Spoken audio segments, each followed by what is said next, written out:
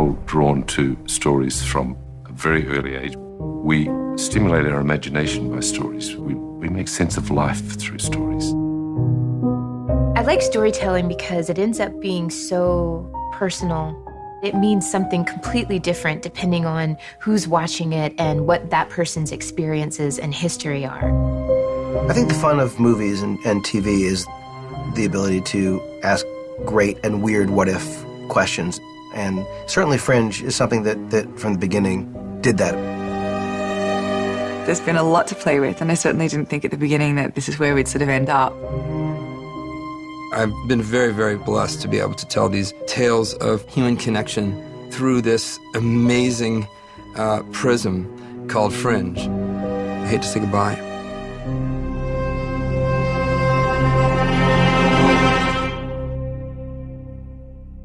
We're rolling.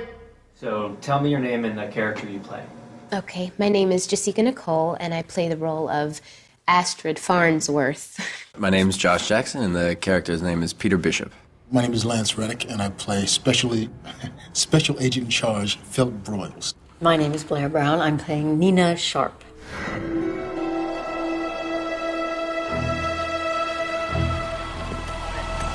Olivia Dunham, FBI.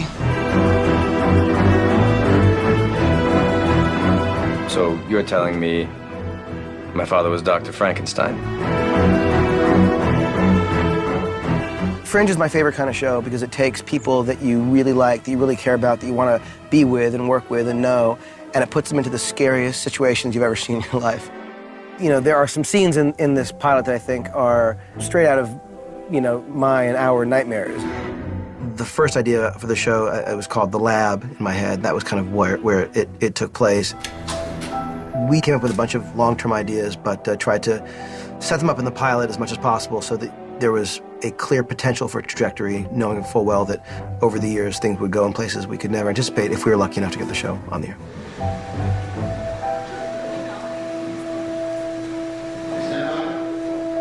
Alf only marker. When the show started filming, I didn't come into it with, you know, like a massive series behind him like Josh did, or, you know, like a lifetime of, you know, work like John did. So I felt very green. I was cast and on a plane in like a day. I packed in an hour, and there's not a lot of time to prep.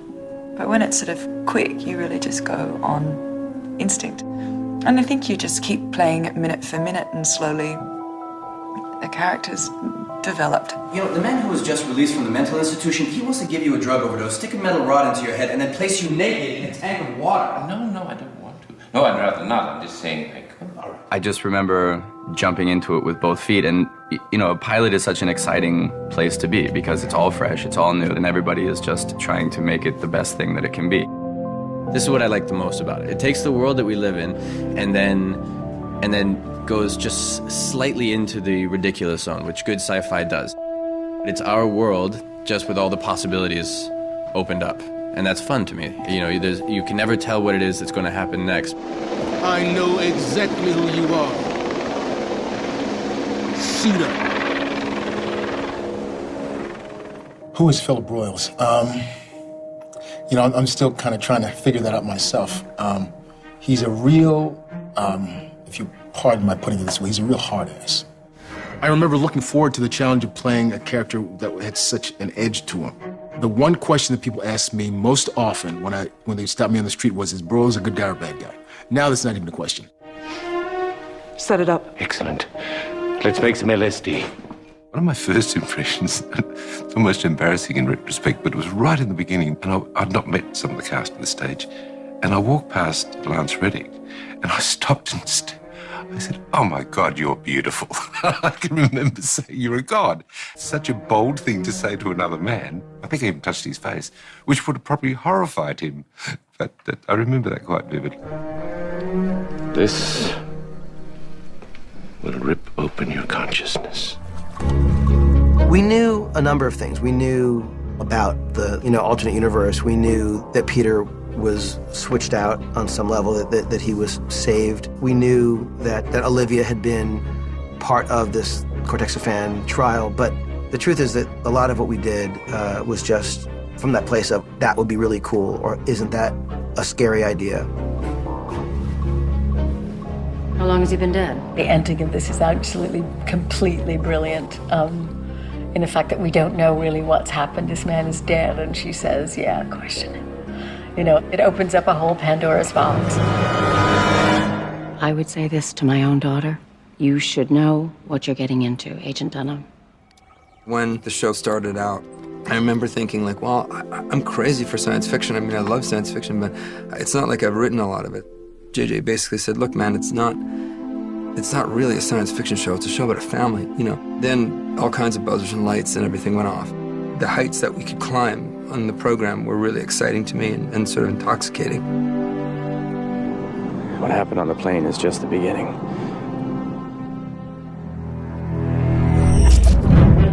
The first season of every show is sort of very much frenetic and back and forth and trying to find, you know, its way and trying to find its voice and trying to find its, you know, its characters. And then it sort of claims itself a bit.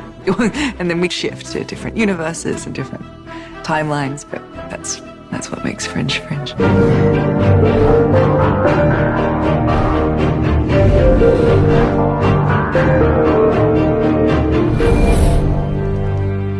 Resistance is futile. The network allowed the show to remain on the air long enough to finish on its terms. Unlike a lot of shows that either go on far too long, where you kind of have to remember 2 or 3 or 4 seasons back when it was great, or shows that get cut off way too early. This is that very rare, you know, animal that actually got to live its life. Oh my. I couldn't believe that we wouldn't get season 5. I thought, this just demands the completion of this complex, great big saga we've created. And so I was going along on the premise, probably mistaken and foolhardy, that of course we'll get a season 5. It makes complete sense to me as a storyteller. It was an interesting moment where you're renewed, but you know, at the same time, there's a tremendous internal question, which is like, well, what now? So there was a decision to be made. I came up with sort of 2 criteria. The first one was that I would want everything to end logically, and I wanted the characters to sort of logically conclude. I had to boil it down to figure out what themes are important to me and then sort of draw a map. Once that season-long map is there, I can get into the individual stories like Peter falling in love with his father, to have Olivia find strength and vulnerability, and Walter trying to find some desperate way to sort of make things right. Joel had told us that if there is a season 5, that it would take place in the year 2036, and he came with a lot of like tentpoles to the season already, and then we were definitely looking for a way to make the whole series feel like one piece. There was a time when we solved Fringe cases. Now I think it's time we created a few of our own. This season, I mean, it's really fun to sort of figure out some of the things that we were going to bring back. And I know there's going to be, you know, so many people saying, well, you know, you didn't answer this, or you didn't answer this, but you can't answer everything, okay? So you got to pick and choose. And the ones that we all picked were the ones that, you know, meant something to us. Isn't it? You see him? Some of the gags and some of the experiments that we used earlier, they're now bringing back in. And so all sorts of memories are flooding back simply because of the fact we've had this opportunity to complete our story. Have I had all my answers, my questions answered? Gosh, no, not nearly. There was I guess a shift in my understanding of how I was going to tell stories. In seasons past, there was always an objective point of view. Like, you got to watch our characters go through things and you watch them make their decisions. This season, I wanted to be right down with them. Things need to be lost in order to be gained. And I wanted you to get your heart ripped out with them, because I felt that at the end of it, you'll be so much closer to these characters because they've actually been through it with them. It's okay. Everything's gonna be fine. I'm just... In the final season, we're able to take the characters into darker places or places that people might be less comfortable with. And that can be challenging for some people, but those who stuck with it were rewarded, I think. It's been quite a journey. We've lost a lot.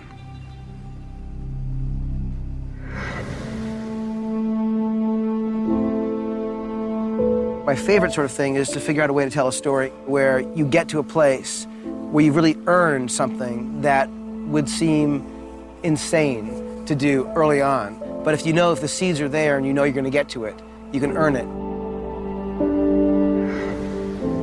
I think Joel wrote a pretty excellent finale that is the necessary end of season 5, but it also allows every character to get to a finished place. Peter, I sent you a letter. I thought the emotion was very, very important, and I wanted to focus on that, writing those emotional scenes, and that, hopefully will be memorable. I want people to feel. I want them to remember it, and I want them to be part of it. That is very difficult to put it into words. I was really impressed. I was really impressed when I read the finale.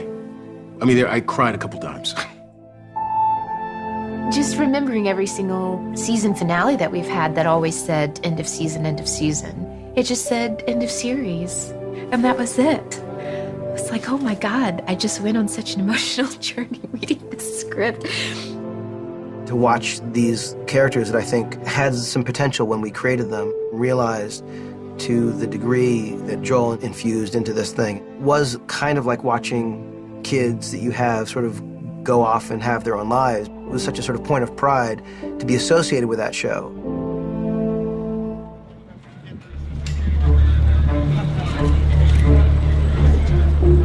So let's reload.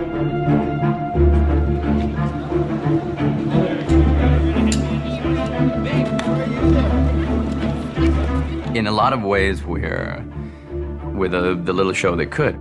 The challenge that was issued by bringing the show back with a lesser budget and with less time is significant. And here we are, getting it done in the 13th episode. Like, it's really, really impressive. And then you stop, that's it. Right, exactly like that. For the finale, I had been thinking about it for so long. It just seemed cathartic because I got to direct it. In any circumstance, it's great to have the showrunners up here because to have the brain here on set is always helpful. But then there's also something just right about having, our guy take us across the finish line.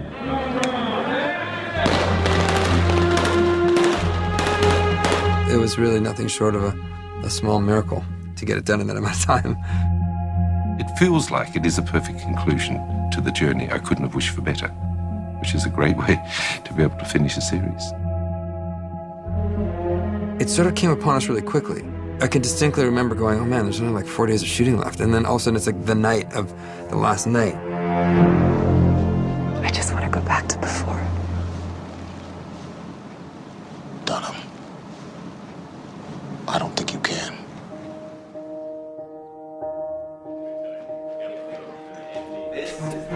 All right, I've got everybody here. Here we go.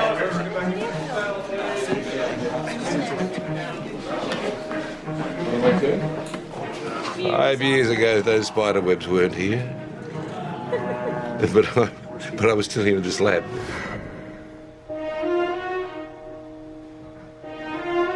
I walked open the door and I saw it for the first time in years, and I said, so much has happened here and so much is about to.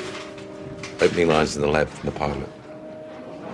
Well, tonight is the last night of shooting on Fringe, which is monumentous and sad and beautiful all at the same time. Where all these great characters that we spent 5 years with are going to sort of come to an end, and I have to sort of come to grips that I'm not going to be able to write for them anymore, which is very sad. And from the top? Now, the magnet is on the truck as you requested. If you'd like, I can help you construct the device. There's just a lot of emotions, It's so complicated, and you're excited, but you're also sad. And if I weren't so tired, I'd probably be a little bit more sentimental about it. But we're just so tired, and we're just hoping that we can, finish. I thought there was another line. Another line before that. I'll be fine until they say, all right, and that is a show wrap on Jessica Nicole. And they're going to clap. And all right, ladies and gentlemen. Outside. This parking lot. Takes care of Jessica Nicole for the series of Fringe.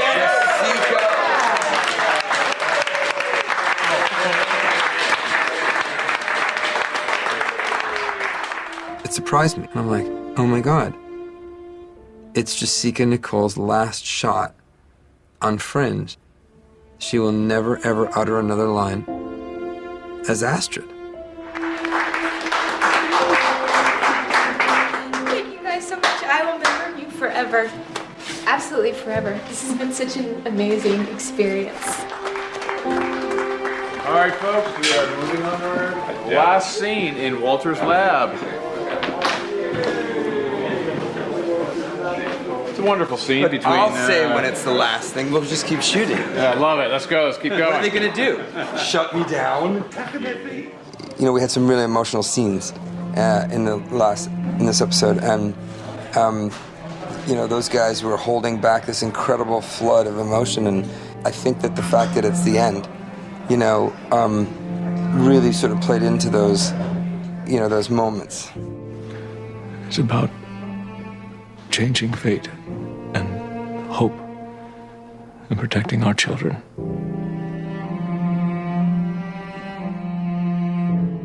I got to be in John Noble's last take on Fringe, and that's the best reward I can think of. Yeah.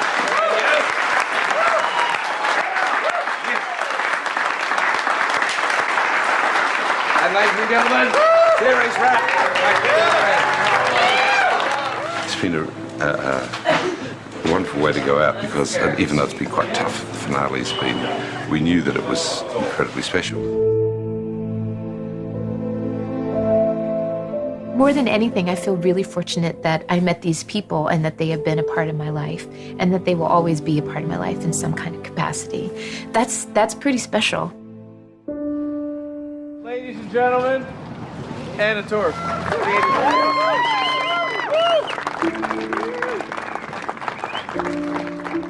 I don't even know where to start. I mean,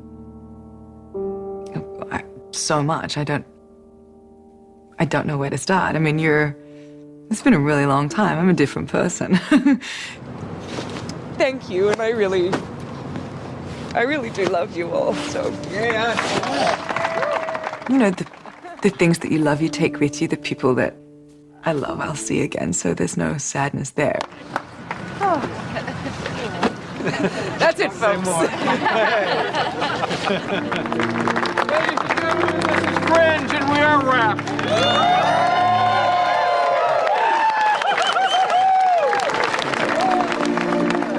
Thanks, buddy. This community, this band of people that we've had together for the last 4 years, this becomes something that is entirely unique, completely ours. The good and the bad and the rain and the laughter and the joy and the sadness, all those things that go into a 5-year experience. Anybody on this show could bump into each other 10 years down the line and you just see each other and you just instantly know. I was there too. You and me have this in common forever.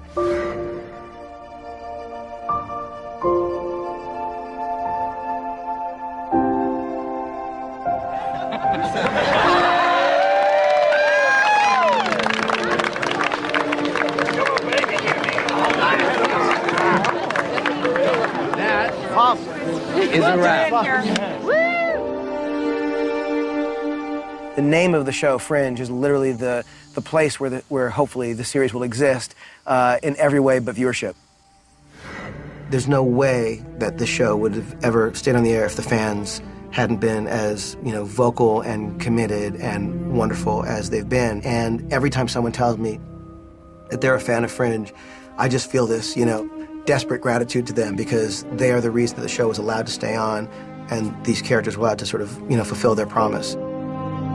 This is a case where the little guy won because of all these like-minded people who want to tell stories of great passion and connection and stuck with it and refused to let it die. My grand hope is that while we're going off the air and our contribution to the Fringe world is coming to an end, I actually hope that it lives on. There is a whole community of fan fiction and there's a whole community around the show and it becomes a possession of everybody who's stuck with it for all those years. And they can do with it as they please. This has been a love story. And it's been, despite all of the hardships that our characters have gone through, that love has triumphed and family has triumphed. So If that's the story that we've left behind, then I'd be a very proud man. I owe such a debt to Fringe. It was an incredible, incredible experience. I don't know if I'm ever going to get a chance to tell in stories in this manner again. Yeah, of course it's the way that you expected it to end, like happily ever after. That's what's beautiful, is that these people don't live in the real world. They live in your minds and they live in your imagination, and the reason you watch shows is so that you can hope. And I think that at the end of the day, that's what Joel was trying to say, is that there is hope.